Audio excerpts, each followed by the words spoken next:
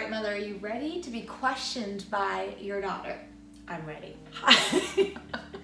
Hi guys, I'm Michelle. Welcome to my channel.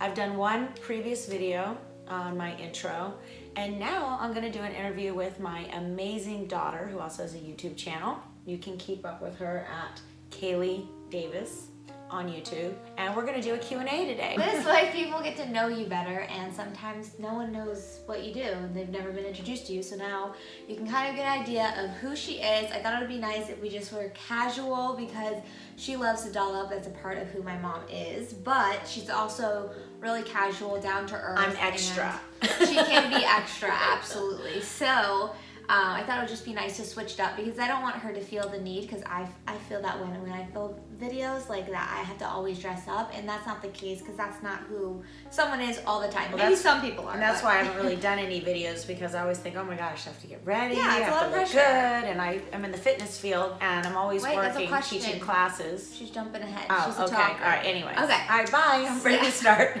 Okay, so what is your career? How would you sum it up in a sentence? A sentence, okay. She's everything. I am a wellness expert that also does things with mind and body, including fitness and mental coaching. I also write for magazines, and I am writing a book. I'm not done. I'm a speaker. I've spoken to heads of health clubs on how to develop weight management programs and drive revenue, and hospitals. I've had platforms that include 300 cancer patients, including a couple of doctors validating what I did, and I was a keynote speaker for many health conferences as well as hospitals. So that's a pretty diverse background. Yeah, and if people really, really want to get to know her, you can get her book when she's done with it. Right. All right, so how would you describe yourself in 3 words? Just 3. Determined, resilient, creative. Creative? Okay, I would describe you in 3 words as giving. She loves to give gifts to people. That's so sweet. And I would also describe you as a free spirit. She's always game to do whatever, whenever. She's like the #1 person to just hop into a restaurant and be like, let's just try this. And I'm like a creature of habit. I like to eat what I know I like, and she's instilled a little bit of that in me, which people notice and they point out. They're like, how do you do that? And I'm like, I'm not all the time like that, but I get a lot of that from my mom. So I'm grateful that I got to have that little characteristic from her. And then I think the 3rd one would also be... the reason you moved to LA, right? Because she was afraid to move to LA where she lives in Beverly Hills and took a job there. Yeah. And then the 3rd thing I would say is a caregiver, because giving is different than caregiving, and I think my mom has such a soft spot for taking people into her arms and really nurturing them. I think she thrives in that field, and I think that's why her career really works, because she really genuinely wants to help people. And so I think she loves to give gifts and be giving in like other ways in her life and stuff like that, but the caregiving I think is separate, because that it takes a special person to do that. So. I can't believe you said those things. Those are 3 things that she described and I described for her. I was trying to be too cool. I'm like, daring, adaptable, creative. Okay. I'm going for all the hard stuff, like, she's Superwoman. Okay, so what is your favorite place in the world that you've traveled? Because you've traveled to a good amount of places. Yes, I have. So the first thing that came to mind is I love going to Greece to see my dad, because my dad wasn't always present in my life physically. So one of my favorite places to go is to Greece, because I get that opportunity, and it's like a second home to me now since he's lived there over 35 years. I loved Monaco. I thought that was a really cool place. That's cool. It was a smaller, I like small boutique, like even when I shop, I like boutique grocery stores, boutique shops to buy clothing. Yeah. But Monaco to me was kind of boutique-y. It was small, the little cafes and bars, at least the area that I was in, which was near the palace, and also where all the boats come in. So that was cool. Another favorite place was India. There's controversy around India, and some people either like, I have no desire to go there, or that's like my dream vacation. And for me, that was a dream vacation because, again, I got to go with my father, and I saw how people live there, but it was at the beach. It wasn't typical. It was like your beach area, Goa, and I got to see Anjuna, and places that were called in Baga Beach, which I thought was really neat. I know I didn't really get into the trenches of what India can really be like, but I did see the poverty as well as the beach life. So I would go back for sure, and I would like to see a lot more of India. The thing about my mom as well is she's like ants in her pants in a good way. Like she always wants to go, see. I love to do new things, and I hate to be like a monkey in a cage. I like to know that I have options. Sorry, Turn rookie that phone mistake. off. Rookie mistake. Also, if you're not familiar and you're not in our inner circle, my mom's house basically is like you've traveled to a few different countries in one place, and it's always been like that. She's always taken Cultural. She's always taken inspiration from different cultures and religions. Yeah. So there's a lot of spirituality as well as cultural pieces, and people think I'm a Buddhist because I have so many Buddhists. Yeah. But what they don't realize, a lot of people only know like Buddha and Jesus. They don't realize I have a lot of Hindu in my house. So I have Kali, I have Ganesh, and they just don't recognize that those are also relics. Yeah, I think it's really beautiful that you respect all religions. And I respect all people, you all take religions. from each religion what you find to be spiritual within yourself. So that's really cool. I've been a spiritual seeker from a very early age. And you're pretty intuitive, right? Extremely really intuitive, empathic, clairvoyant. I actually have those gifts, and I don't care if you believe me or not, but I have dreams that come true. And honestly, I do in a very small way, but I've had things in my mind, like stories that have already happened, and I've asked the people Deja those vu. almost in a sense. Yeah. There's this one particular story, I won't get into it, but I feel like maybe it's like a just genetic thing with us. Inherited, like, she's way more than I am, but like she doesn't realize how intuitive she is. In fact, she reads my mind. I cannot put anything past her. I will look at her with a bold-faced lie, and she'll like, "Mom, why are you lying to me? I know that you're feeling this way." Since she was very young, I called her the little Buddha because she always knew what I was thinking. She definitely reads minds. Yeah. And people. But you know, when you have a pure soul like her, you are more intuitive. When you cleanse your body, I'm more intuitive when I'm doing, eating a lot of greens, and I'm doing a lot of meditation, and I'm really working on my diet. Plays a part in intuition, right? If you're drinking a lot of alcohol, you're not going to be as intuitive. Your mind's going to be more cloudy. But yeah, it's a natural gift. We all have it. We just have to develop it. Right. I feel like people are scared to tap into that. Well, it's biology. That's how we survive. We have to be tuned into our senses. So it's not necessarily, I always think like this sixth sense. I think it's just our senses and what we sense. Safety, danger.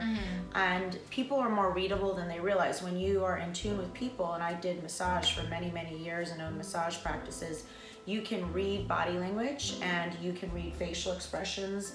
I can see a picture of someone and I can tell a lot of what's going on with them medically, as well as if they're really happy, if what they're telling me is the truth or not. I don't always call them out on it, but I can sense things, and sometimes I'm wrong. So, intuition is not for me 100% all the time, so that's when I've gone into doubt about my own abilities. I'm like, oh, I was way off with that one. But I think people also try to deflect the truth, even with themselves. So even though they might believe something about themselves, they might do something very different than what is their truth, just to disassociate from their truth.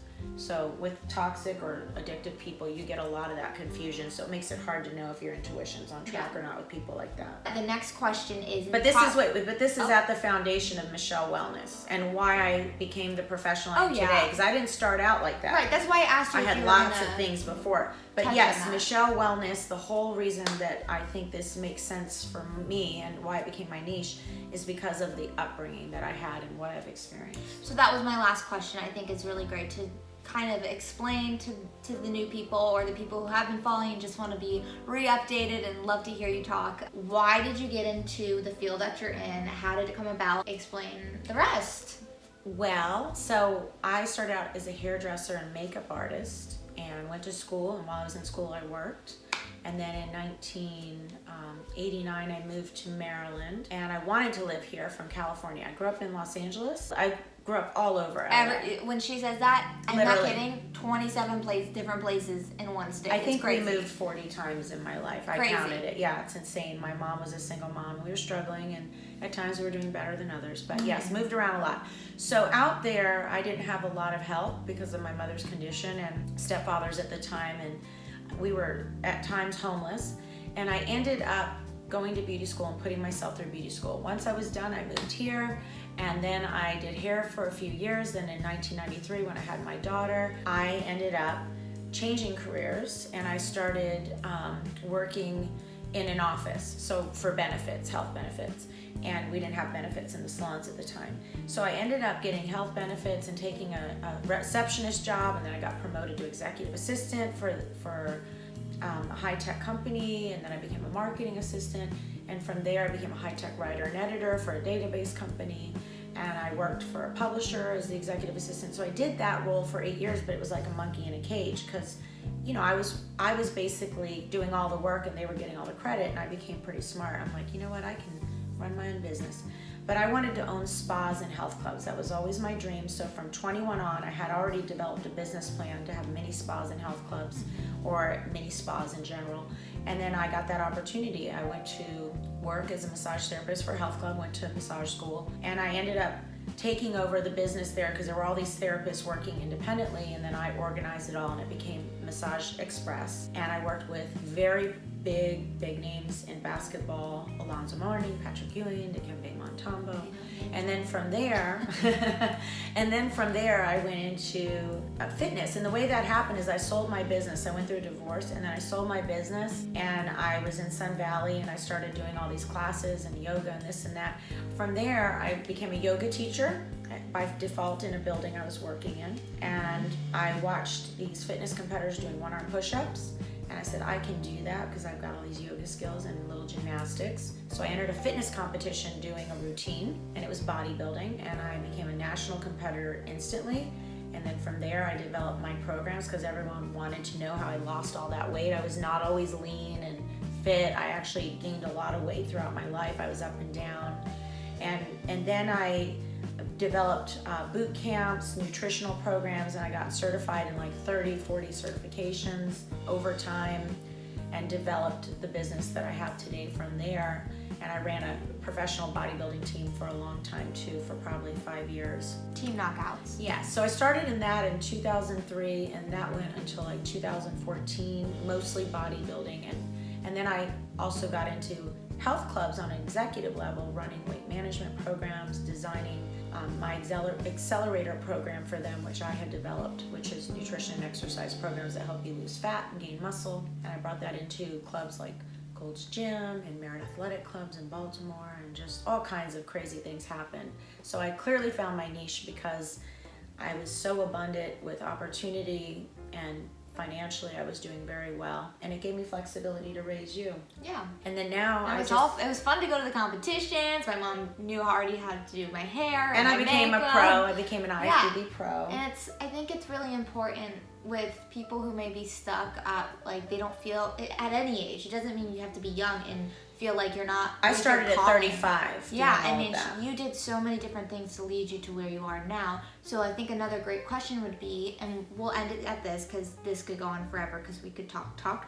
But what are 3 tips that you would give someone on how to hustle? Because my mom is a hustler. Like, this woman can make anything out of nothing and make it happen. So that's true. I think that's an important message to get across to people who love your message. What would you advise them to do if they're looking to really change their life?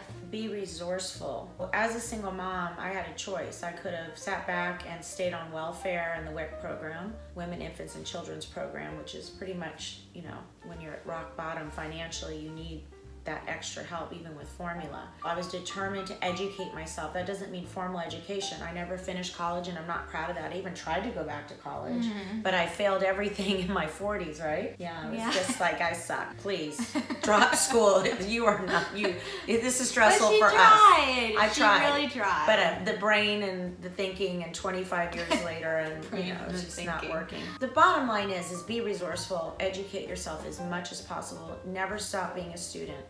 You know, a master is someone who is always beginning again. And when something goes wrong, don't dwell for too long. Don't let yourself get into the mindset of tunnel vision, of focusing on the negative.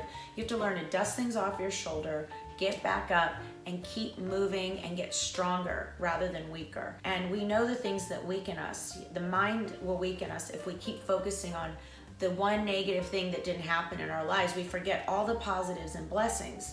So that's been a huge coping mechanism for me, is to recognize what I can be grateful for, what I have overcome, and give myself some props and remember how strong and resilient I am so that I don't go all the way down. There are times to pull in and process, and I can be an amazing introvert. People are very surprised. They see me as an extrovert, but I'm really more of an introvert. The extrovert is what I have to do to survive, but I love to write, to read, and spend a lot of time alone. I'm an only child. So I believe in just those things are going to get you through. And also be creative with your circumstances. You know, I could have a living room look one way, but how about making it more functional? So instead of, if you have small space, like what my daughter has in Beverly Hills, you have to utilize that space to its maximum ability. So you have to make sacrifices in order to increase. A lot of people think you have to keep grabbing at things and get more and more and more. Sometimes life is about, what can I sacrifice to gain? You gain more space when you sacrifice clothing or things. When you use a living room and you make it more functional and maybe more storage is included, you get a coffee table with storage. You know, this is my mindset and how I think, is how can I take this space and make the best of it? And if you don't know, you research, like what you're doing for your YouTube videos.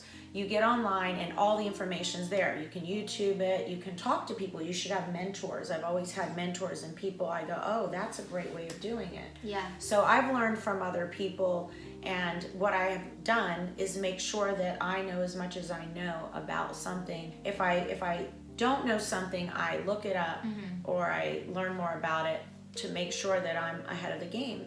Because I have to be happy each and every day. I have to create my own happiness. Other people won't. And then I enjoy sharing that with other people. And don't copy people. Get inspiration from people. I mean, no one can be truly authentic, because I think our society is built off of getting inspiration from the influences around us. But make it your own. Share like your quirks, you know, what makes you you. I think people are afraid to be imperfect. And for a long time I hid my story. I protected my mom, my dad, you know, didn't want to share how awful some of the things I went through were. Now I'm much more open because it resonates with a lot of people, and we're all in this together. We're all have our struggles. No one is exempt from struggling in life. And I think the best thing and the most important point I will make about how I've survived is be adaptable. Know that change is inevitable in every situation. If you get in comfort zones, you're going to have a really hard time when things shift, which you do. Guilty. And you know, life changes. You know, it's not Disney World here. It can be a She lives in La La Land. Little sprinkle. You can, and believe me, I've created my nirvana and my bubble at times, and things go really well, but then boom, someone just came up and just boop, and it was all over. So you have to be prepared that things aren't a constant. And just go with the flow. And I've followed the flow of life. Where life changes, I'm like, okay, I must be moving away from this because something better is coming. And I always try to think that way. Something better is on the horizon. Like this channel for me. Oh, I guess that's a segue. Which was her idea.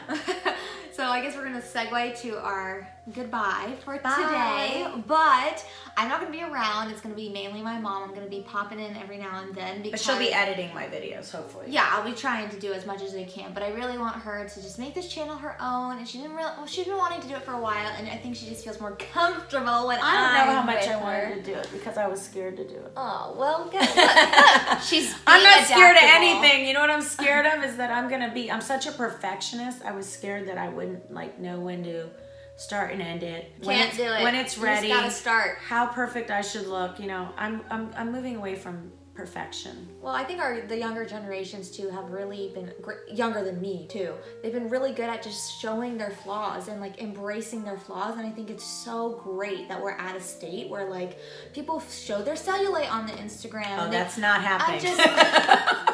I will not show my cellulite. You'll get there. But what I'm saying is that there has been a shift, and I've noticed that lately. And No I think one it's will great. love me if I show my See, cellulite. you can't think like that. It's normal. Bye for now. Bye. Don't forget to subscribe and like this video because it will definitely help her out along the way. So, And it helps her out because everything I do benefits.